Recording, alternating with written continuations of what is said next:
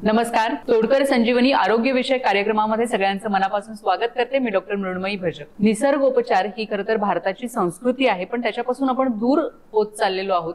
आणि आज आपण जर आयुष्य बघितलं तर खूप गोळ्या औषधं अगदी घरोघरी आपल्याला पाहायला मिळतात. औषधांशिवाय आपण चांगलं जगणं जगू शकतो का असाही प्रश्न हल्ली पडायला लागलाय. आणि म्हणूनच पुन्हा त्या निसर्गाकडे जाणं, निसर्गाची नाळ जोडणं हे खूप महत्वाचं आहे. हेच काम तोडकर संजीवनी निसर्गोपचार केंद्र गेल्या अनेक वर्षांपासून करतंय. या केंद्रामध्ये आयुर्वेद आणि निसर्गोपचार याविषयीचं फार मोठं संशोधन केलं गेलेलं आहे. अनेक व्याधींवर वेगवेगळी औषधं निर्माण केली गेलेली आहेत आणि ह्याचा फायदा फक्त महाराष्ट्रातच नाही तर महाराष्ट्राच्या बाहेर, भारतभर आणि भारताच्या बाहेरही अनेक देशातल्या लोकांना होतोय. काय आहे नक्की ही निसर्गोपचार पद्धती याविषयी जाणून घेणार आहोत. आणि सध्याचा एक अतिशय कळीचा मुद्दा किंवा कळीचा आजार ज्याला मानला जातो तो म्हणजे बीपी आणि शुगर. याविषयी आज आपण आजच्या भागामध्ये बोलणार आहोत. आपल्याला मार्गदर्शन करण्यासाठी आज आपल्या बरोबर आहेत तोडकर संजीवनी निसर्गोपचार केंद्राचे स्वागतजी तोडकर सर. सर नमस्कार. कार्यक्रमात स्वागत करते आपलं. सर, आपण बघतो की घरोघरी आज आपण बीपी आणि शुगरचे पेशंट आहेत आणि डायबिटीस ही तर आता भारताची राजधानीच झालेली आहे असं आपण म्हणायला हरकत नाही. तर तुम्ही काय सांगाल की कशा पद्धतीने आयुर्वेदाच्या माध्यमातून, निसर्गोपचाराच्या माध्यमातून याच्यावर उपचार केले जाऊ शकतात? असं सुरुवातीला बीपी आणि शुगर तर हे साधारण किती असावं, काय सांगाल आमच्या दर्शकांना? बीपी आणि शुगर याच्याबद्दल जर बोलायचं झालं, मी असं म्हणेन की सध्या आपण थोड्या गैरसमजत आहोत. कारण शुगर इतकीच पाहिजे, ती मेंटेन करायला पाहिजे, बीपी इतकाच पाहिजे, तोही मेंटेन करायला पाहिजे, हे थोडंसं डोक्यातून काढून आपण नॅचरल लाईफ जगायला पाहिजे असं मला वाटतंय. हां, यामध्ये कसं असतं की प्रत्येकाचं, बरेच लोक बघा की तपासण्या करूनच घायला आलेले आहेत. मी असं म्हणत नाही की तपासण्या करणं चुकीचं आहे किंवा करू नका, करायला पाहिजे. आपल्या शरीरात काय घटक किती आहेत, कसे आहेत हे बघणं अगदी प्रत्येकाचा हक्क आहे, तो बघितलाच पाहिजे, केलंच पाहिजे. पण ते डोक्यात ठेवून ना, माझी शुगर एवढी आहे, माझी शुगर तेवढी आहे, माझा बीपी असा आहे, माझा बीपी तसा आहे, हे सगळं कधी मान्य करायचं? आपल्यात लक्षणं असतील तर. आपल्यात लक्षणं नसतात. एकेकाच्या काय करतात की रिपोर्टमध्ये 250 शुगर येते पण लक्षण मात्र काहीच नसतं. मग त्याला शुगर आहे म्हणायचं का आपण? हे आपण समजून घ्यायला पाहिजे. कारण कसं असतं की प्रत्येकाच्या शरीराची कॅपॅसिटी वेगवेगळी आहे. प्रत्येक, आता हीट मेंटेन करण्यासाठी सगळे सेन्सर परमेश्वरानं आपल्यात बसवलेले आहेत. बघा की अति जर समजा आपण गरजेपेक्षा जास्त खाल तर उलटी होते की नाही, त्रास होतो की नाही, लूज मोशन होऊ शकतं, उलटी होऊ शकतं. तर तसा त्रास व्हायला पाहिजे. तुमची 250 शुगर आहे पण त्रास नाही आहे म्हणजे तुमची कॅपॅसिटी तेवढी आहे, तुमच्या शरीराची गरज तेवढी आहे, गरजेनुसार. आणि हे रोज मला वाटते की थोडं थोडं कमी जास्त होत राहतं, चेंज होत राहतं. एखाद्याची बीपी कॉन्स्टंट तितकीच राहू शकते, हे चुकीचंच आहे. आता आपण जिन्यावरून चढून गेलो किंवा कुठं जर समजा चढून गेलो तर आपल्याला थोडंसं तो दम लागतो, त्याच्यात थोडंसं हृदयाची धडधड वाढलेली असते, त्याच्यात ऑटोमॅटिक बीपी वाढलेला असतो. काही काही लोक तर चेक करायला गेल्यानंतर मशीन लावल्याबरोबरच घाबरायला चालू करतात. त्या भीतीमुळे सुद्धा तुमचा बीपी वाढलेला असतो. मग त्याला तुम्ही बीपीचा त्रास म्हणणार का? काही क्षणापुरता, काही मिनिटांपुरता तुमचा वाढतो. जर तुम्ही समजा डोक्यात एकसारखे विचार करत जर बसलेला असाल तरी तुमच्या हृदयाची धडधड वाढलेली असते. आणि हल्ली महिलांच्या मध्ये ना हार्मोन्स इनबॅलन्समुळे सुद्धा हृदयाची धडधड वाढलेली असते, त्यांचा बीपी सुद्धा वाढून राहिलेला असतो. मग त्याला बीपीचा त्रास म्हणायचं का हे आपण स्वतः ठरवायचं आहे. खरं तर त्याची साईड इफेक्ट्स पाहिजेत, तुम्हाला त्याची लक्षणं पाहिजेत, मग तुम्ही तिथून पुढे ते मान्य करायला चालू करायचं. नाहीतर अजिबात हे ऐकायचं नाही. तुमच्या शरीराची गरज आहे. 250 शुगर आहे, त्रास काही नाही, लक्षणं काही नाहीत, तुम्ही लक्षणं बघा. शुगरची 5 लक्षणं असतात, त्यातली कमीत कमी 3 आपल्याला दिसायला पाहिजे. काय लक्षणं आपण सांगाल आमच्या दर्शकांना? मी भरपूर सांगेन पण कसं आहे, लक्षणं सांगत बसलं ना बरीच लोक तसं बघतात. आता जर आपण बघितलं तर मला वाटतं की आपण साधारण 94, 95, 96, 97 सालची जर आपण पुस्तकं काढली शाळे शिक्षणातली तर त्यामध्ये आता एक लक्षण दिलेलं आहे की अंग पिवळं दिसायला लागणे. आता मग मी जर तसं सांगितलं तर सगळेजण बघतच बसणार, अंग पिवळं दिसतंय का, काय काय होतं का. त्याला खूप लक्षण आहे, तुम्ही स्वतः बघा पण फक्त त्याच्याकडे दुर्लक्ष करा. नाहीतर ते आपल्यात आहेत का. बरीच लोक शंके खातात. आता माझ्याकडे बरेच लोक येतात, गाठ असते चरबीची आणि मला शंका विचारत बसतात की ते कॅन्सर नसेल ना. आता सुद्धा थोड्या वेळापूर्वी मला एक दिदी भेटल्या होत्या, त्या म्हणल्या की माझ्या घशात खूप दुखतंय आणि घशात असं खवखवल्यासारखं होतंय, मला घशात कॅन्सर नाही ना होणार. मग ह्या ज्या शंका आहेत ह्या शंका पहिल्या दूर करा तुमच्यापासून, तुमच्या शरीरापासून, तुमच्या मेंदूतून, सगळीकडून शंका दूर करा. BP किती असायला पाहिजे, शुगर किती असायला पाहिजे ते शरीर ठरवतं. त्याच्यानुसार भूक लागल्यानंतर भूक लागली, तहान लागल्यानंतर तहान लागली, हे सगळं सांगतंय. किती घाईगडबडीत जेवत असताना केस आपल्यात आत जातो का घासातून, तो बरोबर येतोच. इतके सेन्सर बसवलेले आहेत. तुम्ही फक्त स्वतःच्या शरीरावरती भरोसा ठेवा, अविश्वास दाखवू नका. आणि त्यानुसार तुम्हाला जेव्हा त्रास होईल एखाद्या गोष्टीचा, तिथून पुढे आपण बघू त्याच्यावरती. आणि जर इतकंच तुम्हाला जर तिची भीती वाटत असेल तर होऊ नये म्हणून काळजी घ्या ना. झाल्यानंतर उपचार करण्यापेक्षा तुम्ही होऊ नये म्हणून का प्रयत्न करत नाही. सकाळी उठून फिरायला जावं म्हटलं की लगेच लोक म्हणतात नाही वेळ मिळत नाही. आणि मग शुगर झाली, मग त्यावेळेस बरं पथ्य पाणी पाळतात तुम्ही. माणसं वेळेत औषधं घेतात पण वेळेत जेवत नाही. सांगितलं ना सकाळी, दुपारी आणि संध्याकाळी बरोबर औषध घेतात, पण ते जर सांगितलं ना सकाळी हे व्यवस्थित, दुपारी थोडं खावा, संध्याकाळी 7च्या आत जेवा, ते खात नाहीत. नाही ते काही वेळ पाळली जात नाही. मग औषधाला वेळ पाळली जाते. म्हणजे अनावश्यक गोष्टींसाठी माणसं काही करतात बघा, पण जे गरजेचं आहे, शरीराला गरज आहे त्या गोष्टी करत नाहीत आपण. तर हे करा, विनंती करतो, पाया पडतो तुमच्या, की शरीर खूप मजबूत आहे, खूप चांगलं आहे, पण त्याला आज कसं झालंय की आपण व्यवस्थित त्याला हँडल करू शकत नाही. आजकाल लोकांनी ना शरीर चालवण्यासाठी ड्रायव्हर ठेवलेत, माहिती आहे का तुम्हाला, मी असंच म्हणतो. हा, आणि ते ड्रायव्हर, आता ड्रायव्हर आपण ठेवलाय म्हटल्यानंतर आपण सांगल तिकडे त्यानं ते शरीर वळवायला पाहिजे की नाही, ते सांगल ते आपण ऐकतो बघा. म्हणजे थोडक्यात तुम्ही समजून जावा की ड्रायव्हर कोण आहेत. त्यांच्या आज्ञेनुसार आपल्याला चालायची वेळ येते. ते म्हटलेत ना हे खाऊ नका, आपण बंद. ते म्हणलेत ना असं करा, त्यानुसारच. म्हणजे त्या लोकांचं ऐकून मला बघा, पुन्हाबद्दल काही करायचं नाही. आज तुम्हाला भीती घालणारी लोक खूप भेटलेत.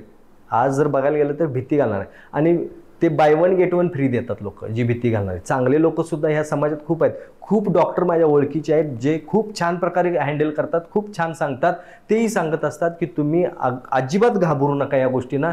पण तशा लोकांचं, चांगल्या लोकांचं कोण ऐकत नाही. जर म्हटलं ना तुम्हाला भीती गाठली ना, तुम्ही बरोबर घाबरता आणि मग तुम्ही बरोबर सगळ्या गोष्टी करायला लागता. तर विनंती आहे, शुगर इतकीच पाहिजे, BP तुमचा एवढाच पाहिजे नाही, अजिबात तुम्ही असं मनात सुद्धा आणू नका.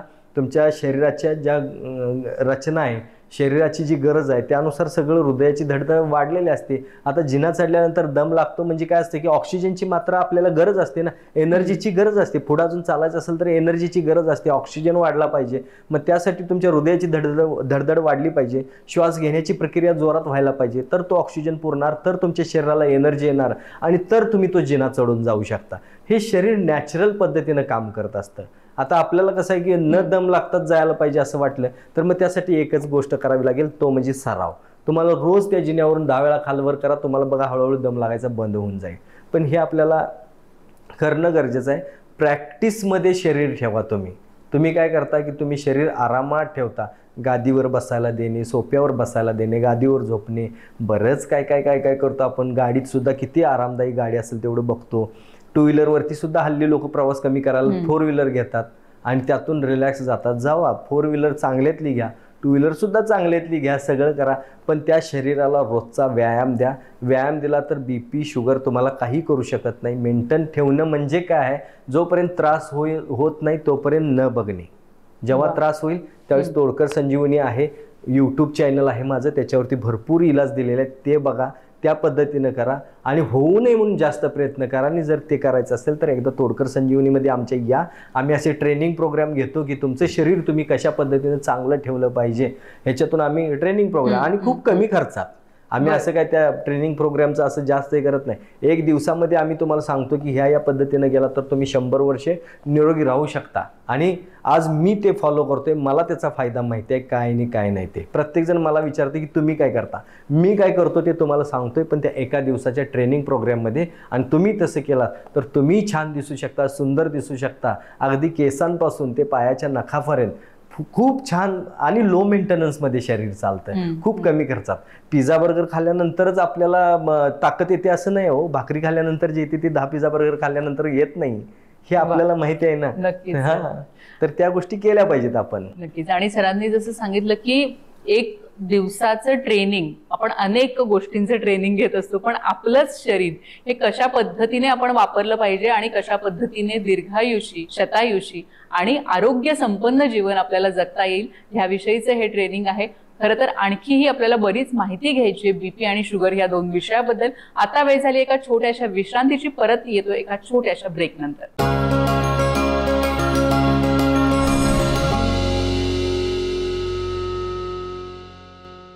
नमस्कार. तोडकर संजीवनी आरोग्य विषयक कार्यक्रमात पुन्हा एकदा सगळ्यांचं मनापासून स्वागत करते. बीपी आणि शुगर ह्या विषयी आपण बोलतोय आणि आपल्याला मार्गदर्शन करतायत तोडकर संजीवनी निसर्गोपचार केंद्राचे स्वागतजी तोडकर सर. तर पुन्हा एकदा स्वागत करते आपलं.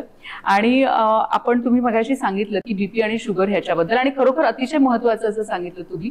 त्यात एक मुद्दा तुम्ही उपस्थित केलात की आपण होऊच नये म्हणून काय करायचं. तर आपण काही घरगुती उपाय करू शकतो ह्याच्यासाठी? भरपूर.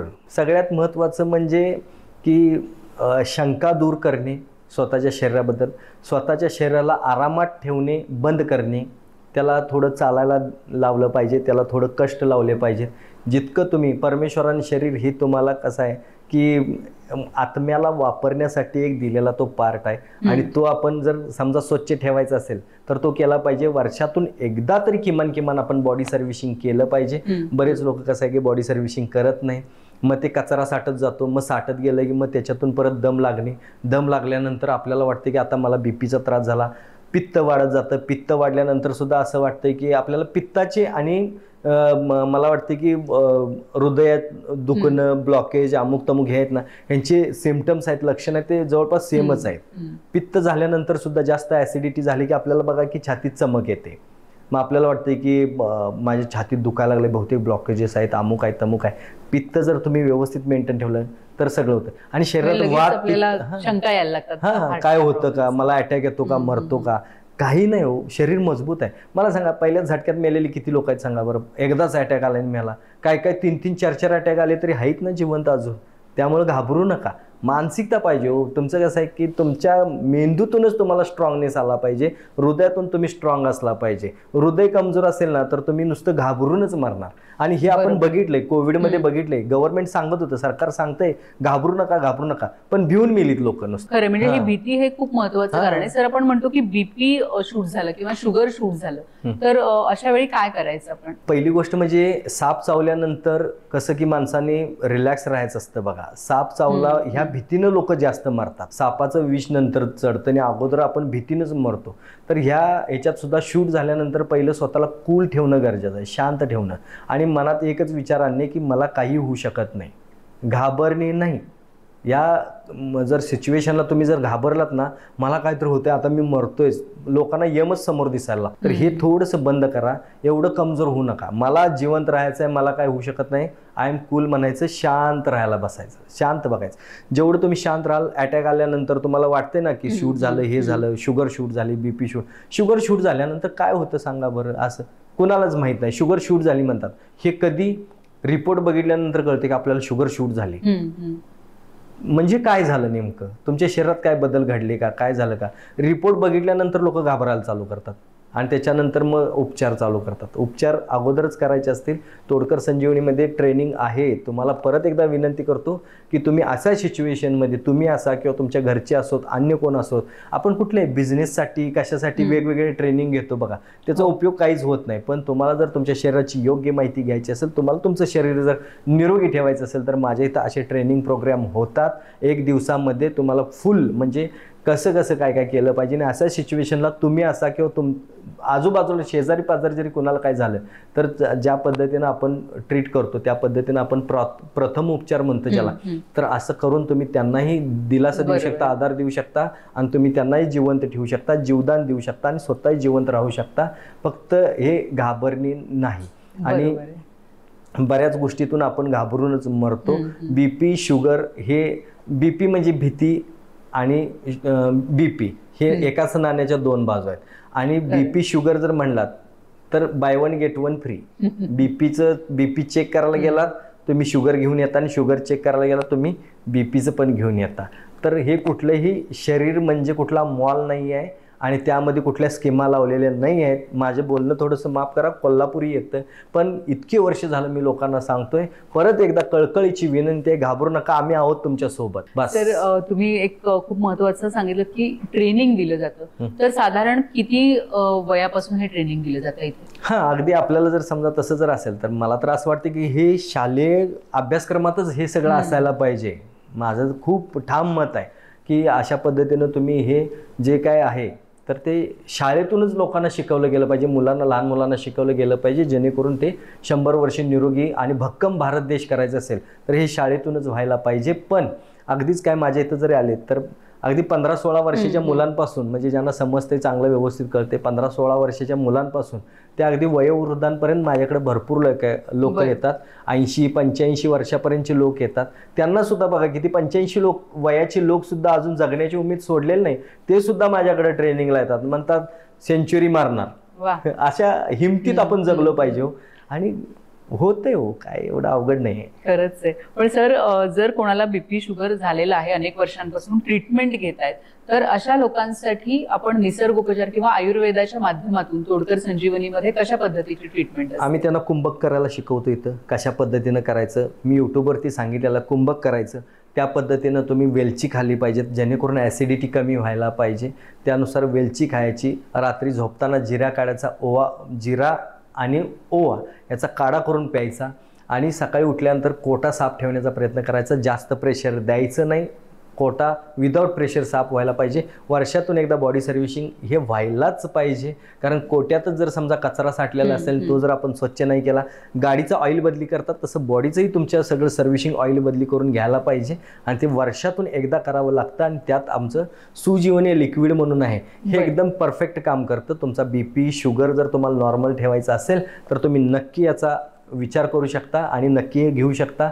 आणि खूप काही खर्च नाही. आपण वर्षाकाठी फक्त मला वाटते की बॉडी सर्व्हिसिंगला माझ्या इथं त्या सुजीवनी लिक्विड म्हणून 1600-1700 रुपये खर्च येतो फार झालं तर. अगदी अहो इथं 2.5 लाखाचे पॅकेजेस आहेत बॉडी सर्व्हिसिंगला. 2.5 लाख कुठं, 1.25 लाख कुठं, हाफ घेतलं तर 1.25 लाख, फुल घेतलं तर 2.5 लाख, असं लाखात जायची गरज नाही. 1600-1700 रुपयामध्ये फुल बॉडी सर्व्हिसिंग होऊन जाते सुजीवनी लिक्विडमधून. यातून तुमची बीपी शुगर सगळं नॉर्मल राहू शकतं. कारण पित्त, वात, पित्त, कफ तिन्ही मेंटेन करण्याचं काम सर्व्हिसिंग झाल्यानंतर होतं. आणि जर सर्व्हिसिंग करायचंच असेल तर तुम्ही सुजीवनी लिक्विड आमच्या करू शकता. सर, ह्या लिक्विडने इथे येऊन म्हणजे सेंटरमध्ये येऊन करावं लागतं की ते आपण आपल्या घरी? त्याला काही पत्ते पाणी नाही, साधी सोपी पद्धत आहे घेण्याची पद्धत. आणि तीही यूट्यूबवरती दिलेली आहे. माझ्या ते घेताना सुद्धा तिथेही आहे, त्या बॉटलवरती पण दिलेलं आहे की सकाळी 1 ग्लास कोमट पाण्यामध्ये 1 टोपण सुजीवनी लिक्विड आणि त्याच्यासोबत एक चूर्ण फ्री मिळते, ते टीस्पून एक चूर्ण घालायचं, मिक्स करायचं, प्यायचं. 2-3 दिवसापासून कोटा साफ व्हायला लागतो. म्हणजे लूज मोशन होत नाही. विदाऊट प्रेशर, कुठल्याही प्रकारचं प्रेशर न देता विदाऊट प्रेशर 1 स्ट्रोक 1 मिनिट के अंदर काम खलास असं. आणि हे बॉडी सर्व्हिसिंग तुम्ही म्हणता ते वर्षातून एकदा करायचं. वात, पित्त आणि कफ ह्या 3 गोष्टी यातून बरोबर मेंटेन राहतात. वात मेंटेन राहिला तर तुम्हाला म्हणजे हाडांचं दुखणं होत नाही. पित्त मेंटेन राहिलं तर तुम्हाला हृदयाचे वगैरे काय होत नाहीत, मेंदूचे विकार होत नाहीत. जर पित्त वगैरे मेंटेन राहिलं तर, आणि कफ जर मेंटेन राहिला तर ऑक्सिजनची मात्रा व्यवस्थित बॉडीमध्ये राहिल्यानंतर तुम्हाला नेहमी तुम्ही एनर्जेटिक राहता, सुंदर दिसता, स्किन प्रॉब्लेम होत नाहीत. आणि जर बॉडीचं सर्व्हिसिंग, फुल सर्व्हिसिंग जर ह्याच्यातून झालं, हे वात, पित्त, कफ हे 3 जर मेंटेन राहिलं तर तुम्हाला उष्णतेमुळे होणारे, मग ते शुगर सुद्धा उष्णतेमुळेच होते. खरं तर उष्णते एका स्टेजला जाते त्याला शुगर म्हणतात. असं शुगर म्हणजे काय साखर तयार होत नाही बॉडीमध्ये, पण ते उष्णता, पित्त आणि हे सगळं जर मेंटेन, वात, पित्त, कफ ह्या 3 गोष्टी जर मेंटेन ठेवायचं असेल, बॉडी सर्व्हिसिंग खरंच खूप गरजेचं आहे. आणि ह्या 3 जर गोष्टी मेंटेन झाल्या तर तुम्हाला मग कुठलाही आजार असू दे, मग ते आजकाल येणारे नवीन आजार म्हणजे अगदी साध्या श्वसनाच्या आजारांपासून, श्वसनक्रिया चांगली राहते क्लीन झाल्यामुळं, बाकीचं जंतू, विषाणू काय बॉडीमध्ये असतील, टॉक्झिन्स असतील, निघून गेल्यानंतर हल्ली वाढतं कॅन्सरचं प्रमाण बघितलं तर बॉडी सर्व्हिसिंग खूप गरजेचं आहे. होऊ नये असं वाटत असेल तर खरंच तुम्ही कोणत्याही मार्गाने करा, पण बॉडी सर्व्हिसिंग करा, एवढंच सांगेन मी. नक्कीच. म्हणजे खरं तर आपण बघितलं तर आजारांची यादी ही खूप मोठी आहे, पण त्यासाठी जो इलाज आहे तो मात्र आपल्याला इथे निसर्गोपचार केंद्रामध्ये अतिशय साधा आणि सोपा असा मिळू शकतो. तर नक्कीच आपण सगळ्यांनी त्याचा फायदा घेऊया. अनेक रुग्णांनी याचा फायदा घेतलेला आहे आणि त्यांचा अभिप्राय काय आहे तो आपण पाहूया. नमस्कार. 1 महिन्यापूर्वी मला थोडंसं शरीरामध्ये नॉर्मल बदल जाणवायला लागले. थोडंसं शरीरामध्ये हीट, उष्णता अशा प्रकारचे त्रास जाणवायला लागल्यानंतर मी आमच्या निपाणीमध्ये एका डॉक्टरकडे चांगल्या मी ट्रीटमेंटसाठी गेलो आणि त्या ठिकाणी मी उपचार घ्यायला सुरुवात केली. तर तिथून मला असा काय फरक जाणवला नाही. मग त्याच्यानंतर मी डायरेक्ट घाबरलो. त्या डॉक्टरांनी मला अशा प्रकारे एक ट्रीट सांगितली की तुम्ही थोडंसं तुमच्या शरीरामध्ये शुगर वाढली असेल बघा आणि तुम्ही थोडंसं शुगरची चेक करून घेता काय बघा, असं तिने मला सल्ला दिल्यानंतर मी घाबरलो आणि त्यानंतर मग मी त्यांना सांगितलं की मी अजूनपर्यंत 42 वर्ष माझं चालू आहे, अजूनपर्यंत मला कुठल्याही प्रकारचा आजार नाही, मी खणखणीत आहे, शुगरवर मला असू शकत नाही, थोडंसं तुमच्या शरीरामध्ये अशी लक्षणं जाणवलं तर तुम्ही थोडं चेक करून घेता का बघा. असं सांगितल्यानंतर ठीक आहे म्हटलं आता याला काय पर्यायाने चेक करून बघितलंच पाहिजे. मग मी शुगरची टेस्ट केली. शुगरची टेस्ट केल्यानंतर मला शुगरची टेस्ट गेल्या महिन्यामध्ये 240 शुगरची मला शुगर शरीरामध्ये आहे असं टेस्टमध्ये मला दाखवलं. मग त्याच्यानंतर मी घाबरलो, शुगर मला आता झाली असं मी घाबरलो. मग त्यावेळी त्या डॉक्टरने मला सांगितलं की ह्या अशा पद्धतीचं तुम्ही ट्रीटमेंट XYZ असं डॉक्टरांचं त्यांनी नाव सांगितलं आणि त्या ठिकाणी तुम्ही ही शुगरची ट्रीटमेंट आता चालू करा. मग चालू करा म्हटल्यानंतर ठीक आहे म्हटलं, मी बाहेर आलो. मग आई मिसेस सगळ्यांच्याबरोबर मी चर्चा केली. आता मला शुगर चालू झाली, आता मला गोळ्या घ्यायला लागणार कायमस्वरूपी, अशा प्रकारचं मग मनामध्ये भीती निर्माण झाल्यानंतर त्याच वेळी काय झालं की माझ्या मिसेसनं सांगितली की काहीच कुठल्या प्रकारच्या गोळ्या चालू करायच्या नाहीत, काहीच नाहीत, आपण सरळ कोल्हापूरला जाऊया, स्वागत तोडकर सरांचं संजीवनी हॉस्पिटल आहे त्या ठिकाणी जाऊन आपण डायरेक्ट जाऊन भेटूया. मी बघितलेलं आहे यूट्यूबवरती शुगरवरती वगैरे पूर्णपणे क्युअर होतात पेशंट, अशा पद्धती त्यांच्याकडे औषध आहे आयुर्वेदिक. मग मी सुद्धा सरांचे व्हिडिओ वगैरे मी बघत असतोय. मग त्याच्यामुळे डायरेक्ट दुसऱ्या दिवशी आम्ही निर्णय घेतला आणि कोल्हापूरमध्ये आलो. सरांच्या इथं हॉस्पिटलमध्ये भेटून मग त्यांना अशा पद्धतीने सगळे रिपोर्ट वगैरे दाखवल्यानंतर त्यांनी मला 1 महिन्याचं औषध दिलं होतं. 1 महिन्याचं औषध त्यांनी दिल्यानंतर ते न चुकता कंटिन्यू 1 महिन्याचं औषध घेऊन आज बरोबर माझं औषध संपलंय. आज संपल्यानंतर मी आज इथं सरांना भेटायसाठी आलोय आणि येतेवेळी मी काय केलंय की माझा रिपोर्ट परत मी शुगरची टेस्ट आज करून आलोय. आज शुगरची टेस्ट मी 3 प्रकारे केलेली आहे. अगदी रॅन्डम मध्ये काल केली, त्यावेळी पण 90 दाखवली. आज सकाळी परत अनुषापोटी शुगरची टेस्ट केली, ती टेस्ट सुद्धा माझी 95 दाखवली आणि त्याच्यानंतर बरोबर 2 तास जेवल्यानंतर मी परत आता शुगरची टेस्ट केली तर ती माझी 126 अशी नॉर्मल दाखवली. त्यामुळं मी पूर्णपणे सरांच्या ह्या औषधामुळे 1च महिन्यामध्ये पूर्णपणे अगदी मी खणखणीत क्लिअर असा झालेलो आहे. त्यामुळे मी सरांच्या या औषधामुळे भरपूर समाधान आहे आणि सरांचं स्वागत तोडकर सरांचं मी मनापासून आभार मानतो की त्यांच्या औषधामुळे मी खरोखर पूर्णपणे बरा झाला आणि त्यांचं मी मनापासून आभार व त्यांना मी धन्यवाद देतो. अनेक रुग्णांचे आपण अभिप्राय पाहिलेले आहेत आणि बीपी आणि शुगर हे 2 जे महत्त्वाचे आजार आज मानले जातात हल्लीच्या धावपळीच्या जगात, ज्याला आपण लाईफस्टाईल डिझिजेस असं म्हणतो, तर त्यावर निसर्गामध्ये काय काय उपचार आहेत हे आज आपण पाहिलं. आणि सर आपण इतक्या महत्त्वाची माहिती आपण दिली आणि सगळ्यात महत्त्वाचं म्हणजे लोकांची जी भीती असते ह्याबद्दलची, त्या भीतीबद्दल तुम्ही सांगितलं, तर आपले खूप खूप धन्यवाद, खूप खूप आभार. दर्शक हो, आपण पुन्हा भेटणार आहोत नवीन भागात नवीन विषयासह. तोपर्यंत नमस्कार. नमस्कार.